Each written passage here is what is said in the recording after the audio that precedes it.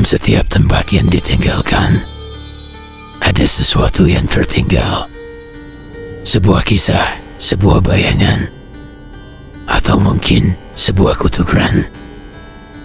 Selamat datang di channel Dongeng Misteri.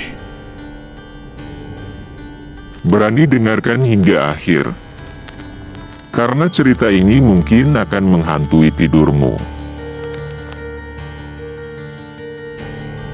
Kisah horor Tali Pocong Anak Bayi Maklar Tanah.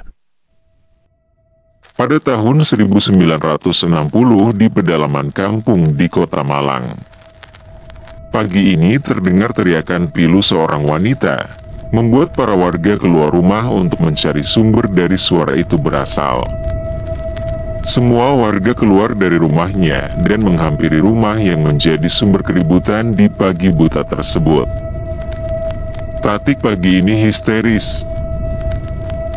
Dia histeris melihat sang bayi yang ditinggal selama beberapa menit untuk mengambil air wudhu sudah tidak bernyawa.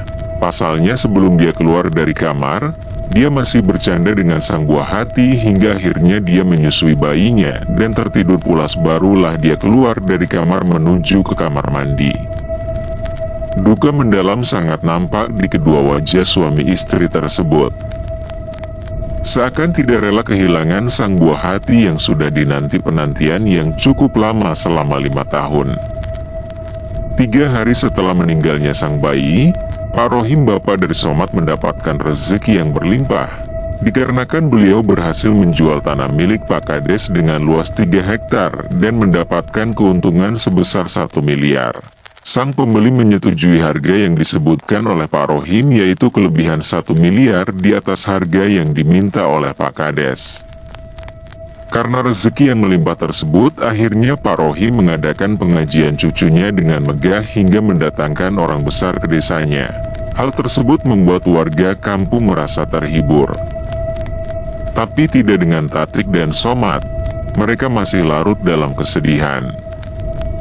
Setelah acara selesai, pagi harinya Somad pergi meninggalkan istrinya yang masih larut dalam duka, dan kedua orang tuanya Somad pergi meninggalkan desa. Kabar angin yang beredar di masyarakat setempat, Somad pergi dari istrinya karena kecewa dan lebih memilih wanita lain. Kabar tersebut terdengar si telinga Tatik dan membuatnya sangat terpukul. Tatik mengalami depresi berat dan yang mengurus Tatik dengan sabar adalah ibu mertuanya. Seminggu sebelumnya, Pak Kades tidak sengaja bertemu dengan Pak Rohim di kantor kepala desa. Pak Rohim hendak menanyakan surat-surat yang harus disiapkan untuk membuat berkas cucunya nanti. Dia mendengar sekilas pembicaraan Pak Kades. Dengan orang lain yang berada tak jauh darinya.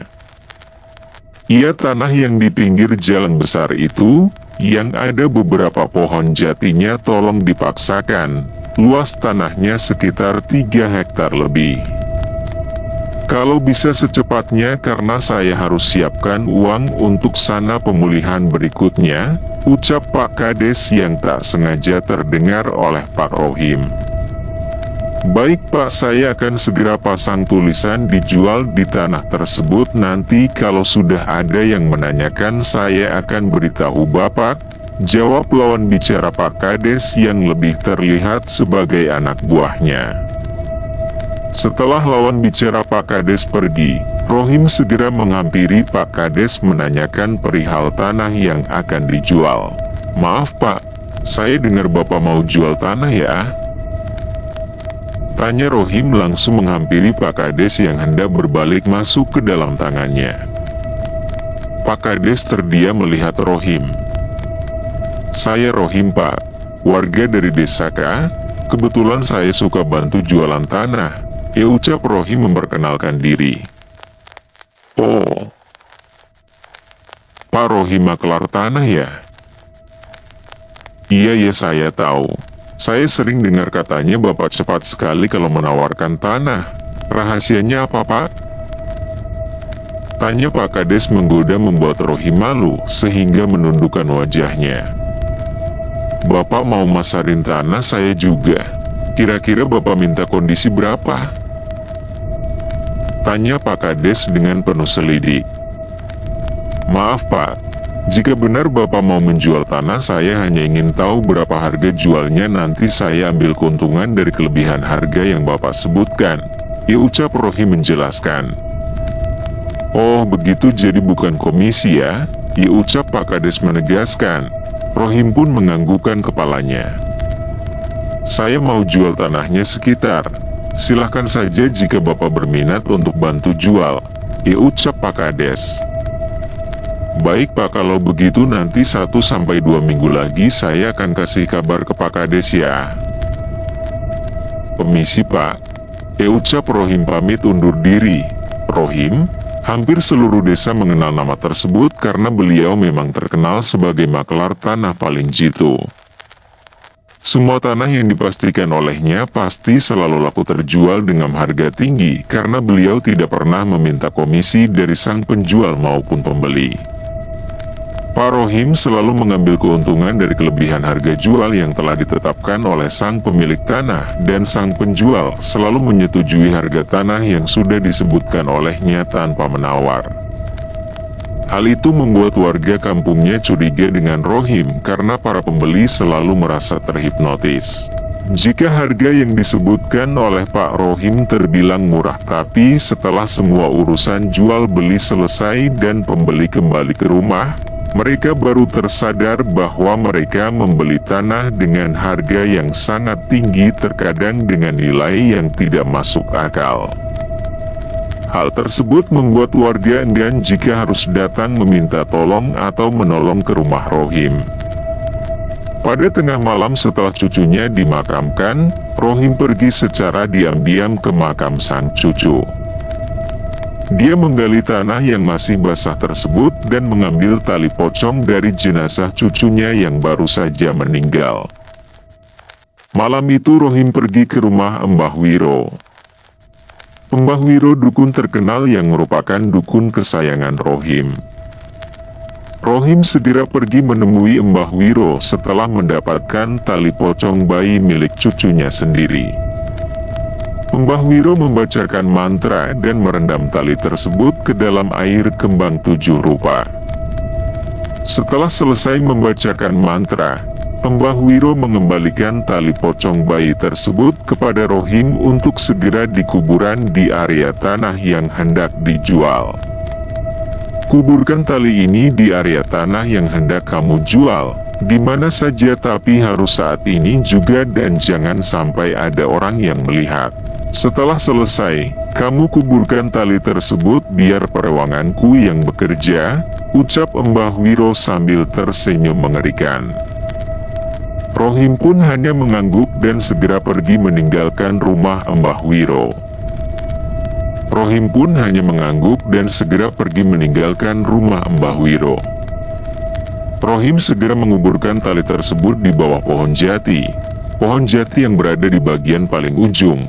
Karena posisi tanah tersebut berada di pinggir jalan raya membuatnya harus lebih waspada dan memilih ujung terjauh agar tidak ada orang yang melihat jika ada yang sekedar lewat. Tali itu digunakan sebagai penarik agar para makhluk halus bisa menarik para pembeli dan mengaburkan mata maupun pendengaran orang-orang yang hendak membeli. Hal tersebut dilakukan agar para pembeli menyetujui segala hal yang diucapkan oleh Pak Rohim. 2 hari setelah tali pocong tersebut dikubur di tanah milik Pak Kades, tiba-tiba ada orang yang datang ke rumah Rohim. Dia adalah seorang pengusaha muda yang kebetulan sedang mencari tanah untuk keperluan membangun usaha pabrik gula. Sebut saja Pak Nur. Permisi Pak, terdengar suara dari depan rumah diiringi sebuah ketukan pintu. Tatik berjalan pelan menghampiri pintu, dengan keadaan yang begitu mengenaskan. Tatik membuka pintu rumahnya membuat tamu yang berada di depan pintu kaget melihatnya. Pasalnya rambut Tatik sangat berantakan dengan keadaan mata yang sembab serta menghitam dengan wajah pucat membuat siapapun yang melihatnya pasti kaget karena takut. Astagfirullah, Diucap Mbak Tin yang mengantar Pak Nur menemui Pak Rohim sambil mengelus dadanya dengan nafas berat yang sedikit tersengal. Mbak Tin menarik nafas panjang untuk menenangkan dirinya. "Tati, kamu nyeremin banget kayak hantu tahu," ucap Mbak Tin yang merasa kaget dan kesal setelah menyadari bahwa orang yang membukakan pintu adalah Tati. "Panggilin Bapak, ada tamu mau ketemu sama Pak Rohim," ucap Mbak Tin kemudian masuk dan duduk di sofa ruang tamu. Tanpa menjawab, Tati kemudian berjalan pergi meninggalkan mereka dan menghampiri kamar mertuanya. Setelah mengetuk kamar mertuanya beberapa kali, Tati pergi dan kembali ke kamarnya. Rohim keluar kamar dan melihat ada tamu yang duduk di ruang tamunya. Dengan segera, Rohim menghampiri mereka dan meminta tolong sang istri untuk membuatkan minuman dan menyuguhkan makanan kecil. Setelah berbincang tentang maksud dan tujuan mereka datang, bibir Rohim tak kuasa mengembang memberikan senyum terindah kepada tamu yang datang ke rumahnya. Setelah perbincangan singkat di ruang tamu tersebut, Rohim mengajak Pak Nur untuk langsung menuju ke lokasi. Sesampainya di sana, Rohim menjelaskan batas-batas luas tanah tersebut serta keuntungan dan basa-basi yang lainnya hingga Pak Nur menyetujui nominal dari harga jual tanah yang disebutkan oleh Rohim. Misteri tentang hutan Blora Jawa Tengah yang kerap disebut angker dan terdapat portal gaib, Jakarta Insider. Hari itu juga Rohim menelpon Pak Kades untuk memberitahukan kabar bahagia tersebut dan bertemu di rumah Pak Kades. Segala sesuatu hal selesai hari itu juga. Mulai surat-surat pembayaran DLL selesai hanya dalam 1 hari. Setelah pembayaran diterima Rohim dan semuanya selesai, segera ia pergi menemui Mbah Wiro dan membayarkan jumlah nominal kepada Mbah Wiro. Mbah Wiro tersenyum melihat kedatangan Rohim dan mereka tertawa bersama-sama. 1 hari setelah anaknya meninggal, Somad melakukan kegiatan yang biasa dia lakukan, memberi makan ternak, membersihkan kandang DLL. Pada saat dia akan membakar sampah, dia melihat suatu hal yang janggal. Somad segera melangkah menghampiri kuburan ari-ari anaknya. Somad melihat kuburan ari-ari anaknya agak berantakan, dia terdiam menatapnya. Dengan hati-hati, Somad membuka kendi berisi ari-ari.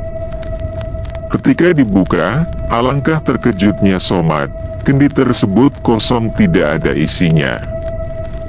Kemana ari-ari anaknya?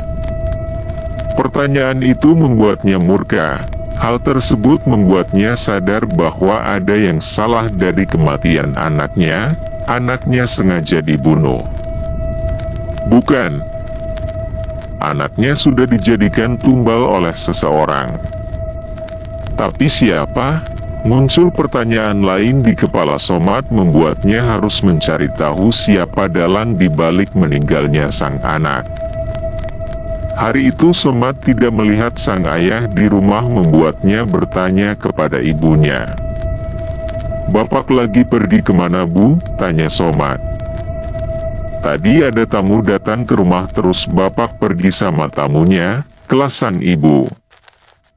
"Sepertinya ada yang aneh sama kematian anakku, Bu." Somad membuka percakapan. Sang ibu terdiam mendengar ucapan tersebut membuat tangannya teriris pisau. "Aduh," ucap sang ibu meringis karena jarinya teriris pisau. "Ibu hati-hati, pisaunya tajam loh, Bu," ucap Somad menghampiri sang ibu dan menyiram jari ibunya yang berdarah dengan air bersih kemudian memasukkannya ke dalam mulutnya. Sang ibu melihat wajah Somad dengan penuh iba dan sedih. "Somad mau menanyakan sesuatu ke Bapak. Nanti kalau Bapak udah pulang kasih tahu Somad ya, Bu," ucap Somad kemudian pergi ke kamar untuk menemani sang istri. Malam ini ayahnya pulang setelah acara pengajian selesai membuat Somad kesal.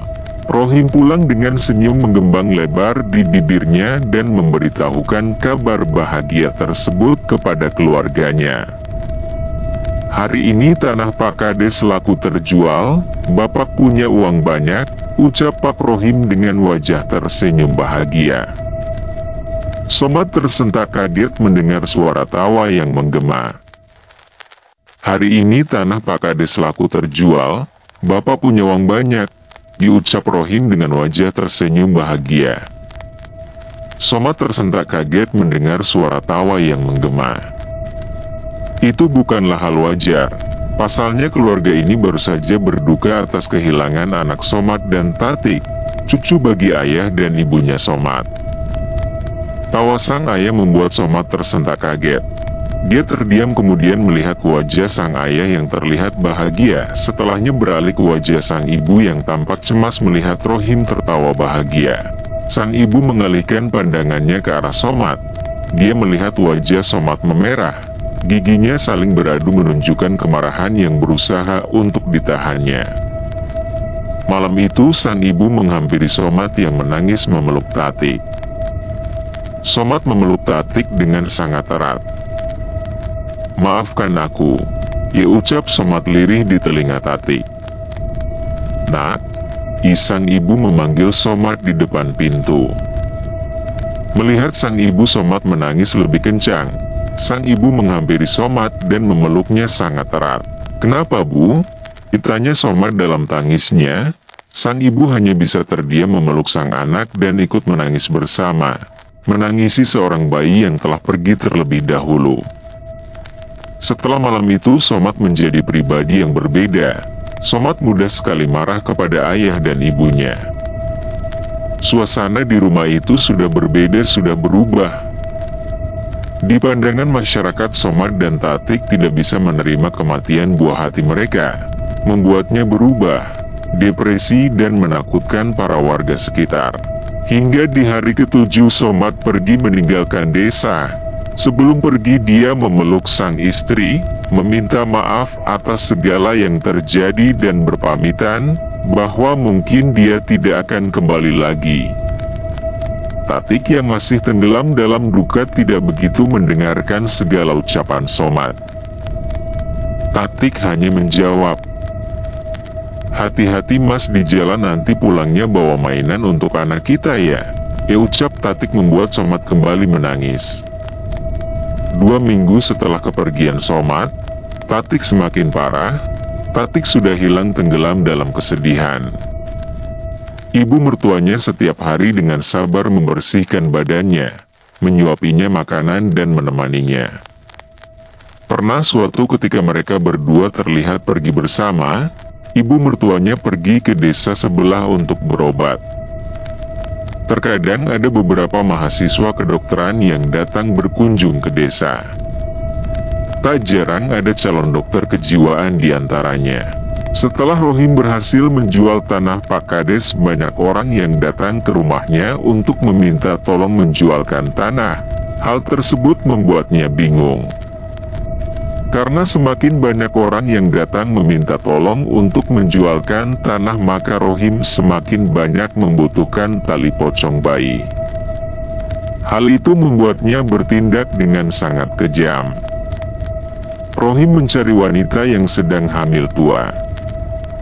Awalnya Rohim mencari informasi mengenai nama, tanggal lahir, serta usia kandungan wanita hamil tersebut. Setelah Rohim mengetahuinya, maka dia akan pergi ke rumah Mbah Wiro untuk memberikan segala informasi yang telah diperoleh. Mbah Wiro akan membacakan mantra dan menyebutkan nama, tanggal lahir dari wanita hamil tersebut. Pada saat wanita hamil tersebut melahirkan, maka nyawa bayinya sudah tidak tertolong lagi. Bayi tersebut dijadikan tumbal untuk penglaris makelar tanah. Setelah Somad pergi meninggalkan kampung halamannya, Somad pergi untuk menenangkan diri. Dia pergi berkunjung ke rumah teman lamanya. Temannya Somad memiliki sedikit ilmu kebatinan. Sesampainya di rumah temannya, Somad dikenalkan kepada guru spiritual temannya. Guru tersebut melihat Somad. Sang guru sempat menghentikan langkahnya seakan melihat sesuatu. Matanya terlihat memejam dan kemudian beberapa detik guru tersebut melanjutkan langkahnya. Sabar. Ih. Hanya satu kata yang keluar dari mulut sang guru ketika menghampiri Somad yang masih terdiam menunduk. Seolah guru tersebut mengetahui penderitaan yang dialami oleh Somad. Mendengar kata sabar membuat Somad menangis terseduh-seduh. Sang guru selalu menasehatinya dan memintanya untuk bermeditasi agar hatinya tenang. Dengan perlahan rasa amarahnya menghilang. Sang guru selalu menasehatinya dan memintanya untuk bermeditasi agar hatinya tenang. Dengan perlahan rasa amarahnya menghilang. Setelah keadaan hati dan jiwanya Somad tenang, sang guru menjawab semua pertanyaan yang ada di hati Somad. Somad hanya bisa terdiam dan menangis ketika mendengar semua penjelasan dari sang guru. Karena ternyata apa yang dicurigai olehnya memang sebuah kenyataan yang harus dia hadapi. Somad berencana untuk pulang ke rumahnya. Dia memantapkan hatinya. Somad ingin mengembalikan ayahnya ke jalan yang benar. Hari sudah gelap, Somad berdiri di bawah pohon di ujung jalan. Dia melihat rumahnya dari kejauhan. Dengan hati yang mantap dia melangkahkan kakinya, akan tetapi dia melihat seseorang berjalan keluar dari rumahnya. Somad melihat punggung yang tidak asing baginya. Somad mengikutinya dengan hati-hati dari belakang. Somad mengikuti sosok tersebut dan terdiam mematung sejenak. Somad mengangkat kepalanya dan membaca papan yang berada di atasnya. Pemakaman umum.